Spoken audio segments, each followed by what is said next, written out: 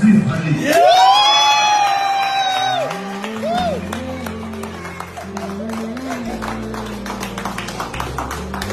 വർഷത്തെ സംസ്ഥാന ചലച്ചിത്ര അവാർഡ്സിൽ മികച്ച അഭിനയത്തിനുള്ള പ്രത്യേക ജൂറി പരാമർശം നേടിയിരിക്കുകയാണ് നടൻ ആസിഫ് അലി. അവാർഡ് വാർത്തയറിഞ്ഞ അദ്ദേഹത്തിന്റെയും കുടുംബത്തിന്റെയും സന്തോഷ പ്രകടനമാണ് വീഡിയോയിലുള്ളത്.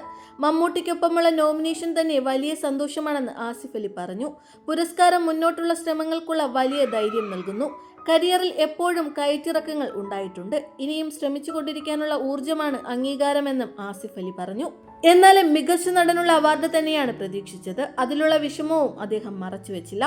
55ാമത് സംസ്ഥാന ചലച്ചിത്ര പുരസ്കാരങ്ങളിൽ ഭ്രമയുഗത്തിലെ കൊടുമൺ പോറ്റിയെ ആവാഹിച്ച മമ്മൂട്ടിയാണ് മികച്ച നടൻ. ഫെമിനിച്ചി ഫാത്തിമയിലെ പ്രകടനത്തിന് ഷംല ഹംസ മികച്ച നടിക്കുള്ള പുരസ്കാരവും സ്വന്തമാക്കി. മഞ്ഞുമൽ ബോയ്സ് ആണ് മികച്ച ചിത്രം.